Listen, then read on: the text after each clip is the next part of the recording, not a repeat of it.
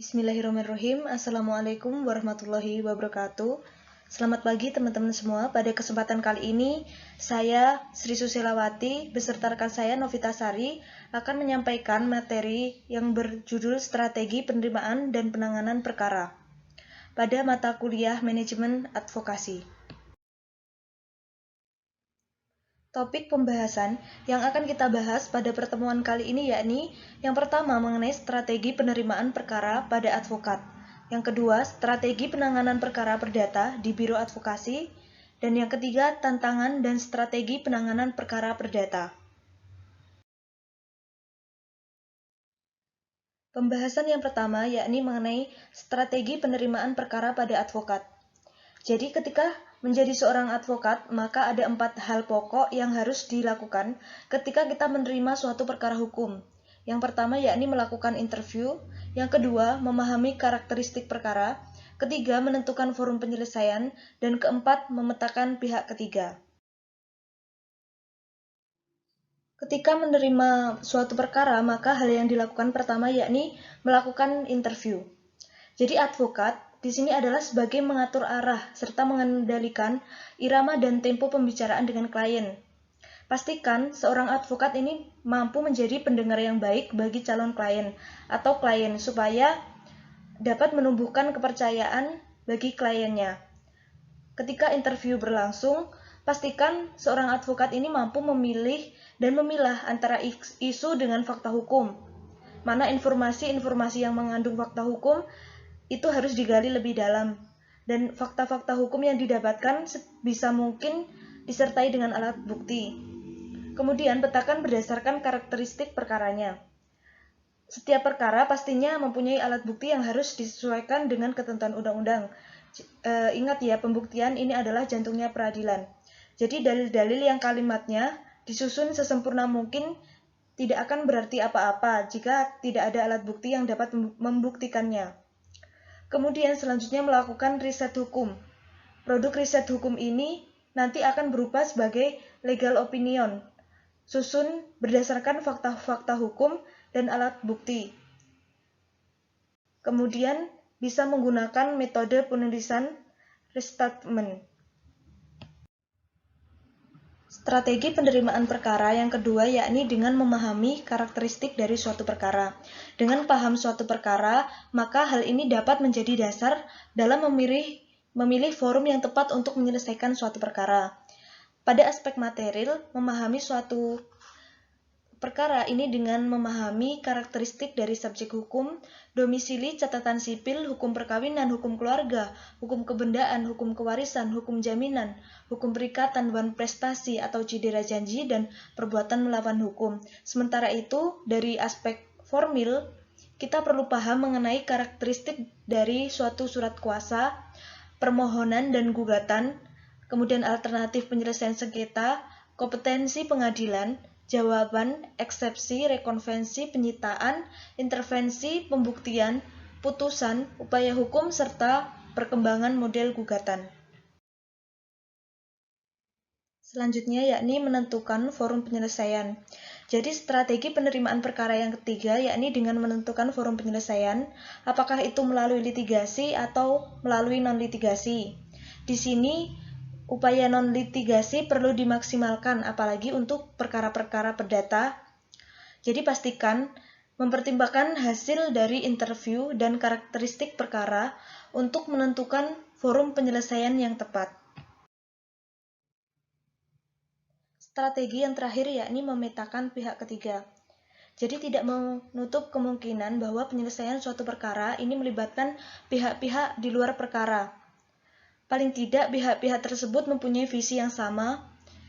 Kehadiran pihak-pihak ketiga ini atau di luar perkara ini akan menambah amunisi bagi advokat untuk melakukan pekerjaan, mewakili atau membela kepentingan hukum klien dalam perkara-perkara yang menyita perhatian publik misalnya.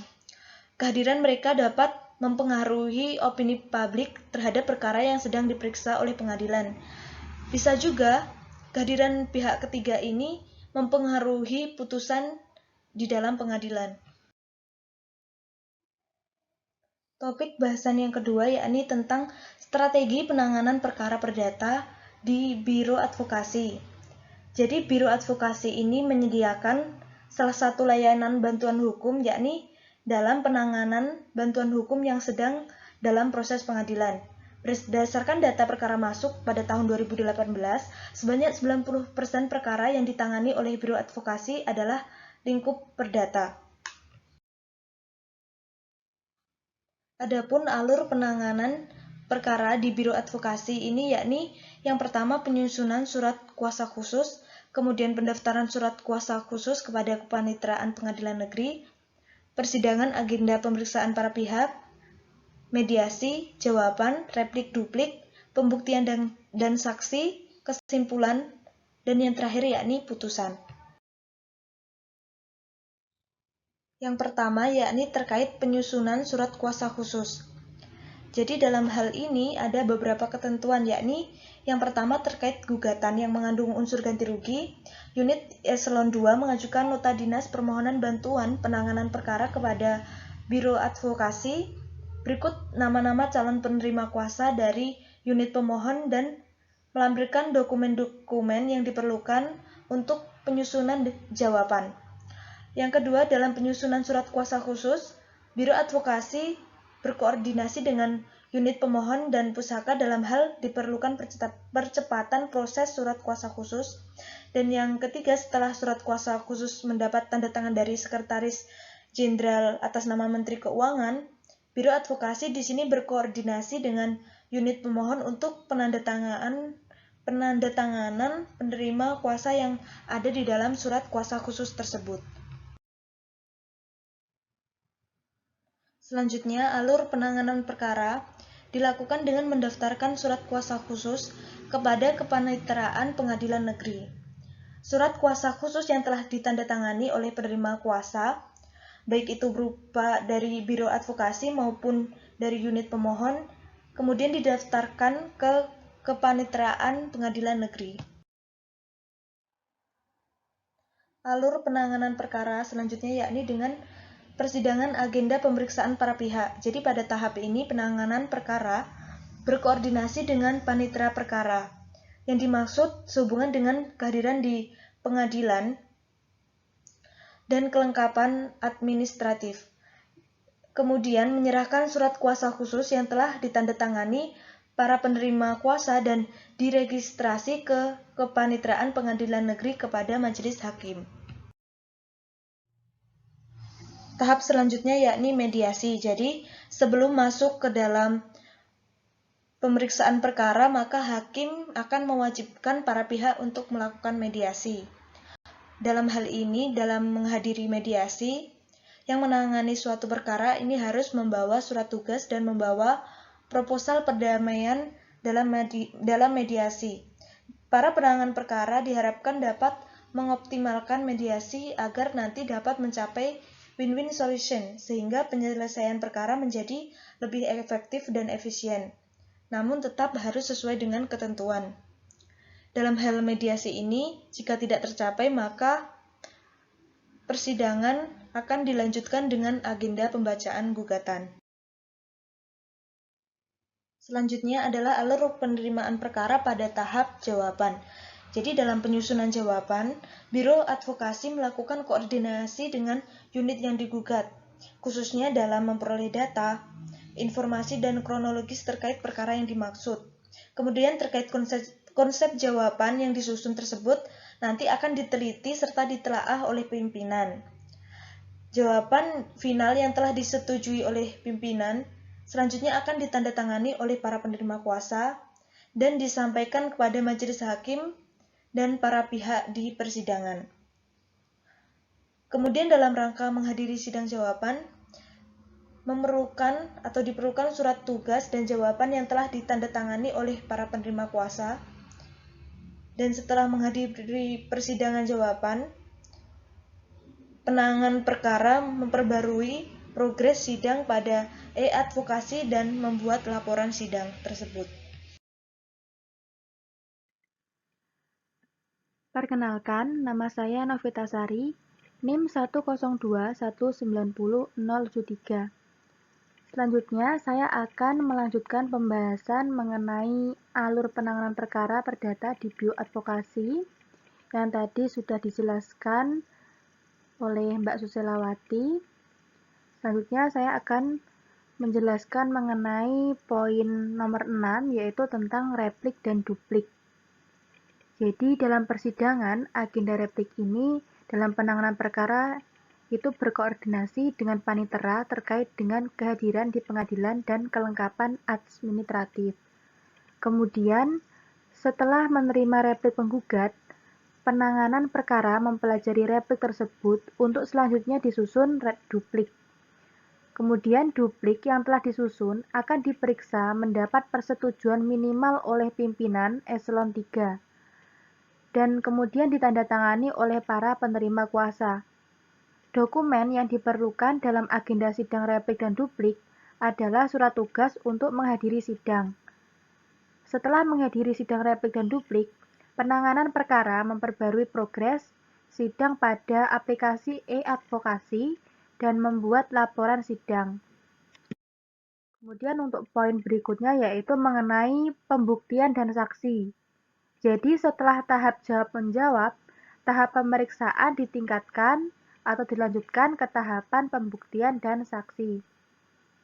Untuk persiapan sidang pembuktian, Biro Advokasi berkoordinasi dengan unit kerja yang digugat untuk menyusun konsep daftar bukti dan menyiapkan bukti-bukti untuk dilegislasi atau legis. Kemudian, selain bukti tertulis, Biro Advokasi juga berkoordinasi dengan unit yang digugat terkait saksi atau ahli bila mana jika diperlukan. Kemudian, daftar bukti yang telah diperiksa dan disetujui oleh pimpinan tersebut itu akan ditandatangani oleh para penerima kuasanya. Kemudian dalam rangka menghadiri sidang pembuktian, itu diperlukan surat tugas dan daftar bukti yang telah ditandatangani oleh para penerima kuasa. Setelah menghadiri persidangan, bukti dan atau saksi, kemudian penanganan perkara, memperbarui progres sidang pada aplikasi e-advokasi dan membuat laporan sidang. Selanjutnya yaitu poin 8 mengenai kesimpulan. Jadi penanganan perkara menyusun kesimpulan ini berdasarkan jawaban, kemudian replik dan juga duplik, sampai dengan daftar bukti dan atau saksi di dalam persidangan. Kemudian, konsep kesimpulan yang telah disusun oleh penanganan perkara akan diperiksa dan ditandatangani oleh pimpinan. Selanjutnya, para penerima kuasa itu juga menandatangani konsep kesimpulan. Dalam rangka menghadiri sidang kesimpulan, diperlukan surat tugas dan kesimpulan yang telah ditandatangani oleh para penerima kuasa. Setelah menghadiri persidangan kesimpulan, penanganan perkara memperbarui progres sidang pada aplikasi e-advokasi dan membuat laporan sidang. Untuk poin berikutnya, yaitu mengenai putusan. Jadi dalam persidangan dengan acara pembacaan putusan atau menerima pemberitahuan putusan tingkat pertama, bila mana putusannya tidak merugikan Kementerian Keuangan, maka menunggu sikap pihak lawan. Sebaliknya, bila mana putusan merugikan Kementerian Keuangan, maka akan diajukan banding. Kemudian dalam rangka menghadiri sidang putusan, itu diperlukan surat tugas. Dan setelah menghadiri persidangan putusan, penanganan perkara ini memperbarui progres sidang pada aplikasi e-advokasi dan membuat laporan sidang. Berikutnya yaitu mengenai tantangan dan strategi penanganan perkara perdata.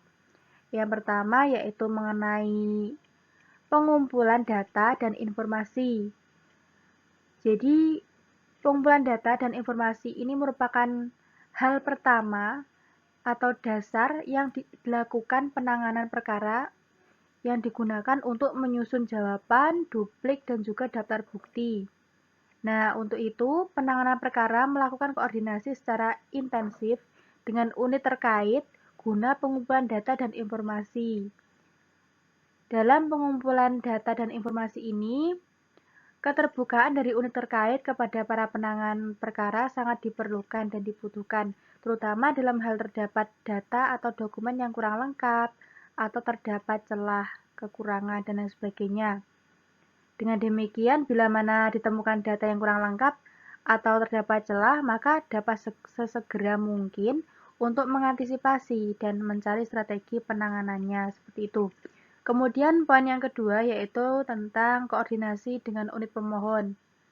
Nah, itu adapun tantangan dalam berkoordinasi dengan unit pemohon ini adalah pengiriman dokumen yang memakan waktu lama biasanya. Hal ini disebabkan karena kurir pengiriman. Kemudian tantangan lainnya adalah permohonan bantuan hukum dikirim kepada Biro Advokasi sangat terlambat dan lain sebagainya. Nah, dalam beberapa kasus perdata, ini ditemukan unit pemohon terlambat menyampaikan permohonan bantuan hukum, bahkan permohonan tersebut disampaikan kepada Biro Advokasi ketika sidang pemeriksaan sudah sampai tahap jawaban. Nah, guna mengantisipasi lamanya pengiriman ini, dokumen Biro Advokasi telah meluncurkan aplikasi e-advokasi yaitu pada tanggal 2 Maret 2018. Jadi, aplikasi e-advokasi ini adalah sebuah layanan elektronik yang terintegrasi dalam e-prime yang berguna untuk mempercepat penyampaian permohonan bantuan hukum dan konsultasi hukum. Selanjutnya, dalam rangka mengantisipasi adanya keterlambatan penyampaian permohonan bantuan hukum, kerjasama yang baik dari unit permohon untuk mengirimkan sesegera mungkin penyampaian permohonan bantuan hukum sangat diperlukan dalam penyelesaian penanganan perkara perdata. Kemudian, yaitu mengenai sumber daya manusia. Keberhasilan pemberian bantuan hukum dan penanganan perkara bersama unit permohon tidak dapat terlepas dari peran sumber daya manusia atau SDM. Nah, adapun peningkatan SDM ini dapat dilakukan melalui mengikutsertakan penanganan perkara baik di Biro Advokasi maupun di unit pemohon pendidikan dan juga pelatihan. Ini turut serta aktif mengikuti seminar dan mengikuti magang di kantor konsultan hukum. Kemudian yang terakhir, poin terakhir ini mengenai mediasi. Jadi berdasarkan data perkara yang diterima di Biro Advokasi, rata-rata sebanyak 300 perkara perdata ini yang mengandung unsur tuntutan ganti rugi per tahun adalah terkait pelaksanaan lelang hak tanggungan yang dilakukan melalui Kantor Pelayanan Kekayaan Negara dan Lelang. Untuk itu, guna menghindari penumpukan perkara dan mempercepat penanganan perkara, tahap mediasi dapat dioptimalkan sebagai cara yang efisien dilakukan. Nah, optimalisasi tahap mediasi ini dapat diupayakan dengan meyakinkan pihak penggugat bahwa upaya pendamaian lebih baik ditempuh daripada melanjutkan perkara sehingga dapat mencapai win-win solution. Baik, demikian tadi presentasi dari kelompok kami, yaitu membahas tentang strategi penerimaan dan penanganan perkara. Jika teman-teman ada yang belum jelas, silahkan ditanyakan di sesi tanya-jawab atau sesi diskusi. Sekian, terima kasih. Wabillahi muwaffiq ila aqwamit thoriq. Assalamualaikum warahmatullahi wabarakatuh.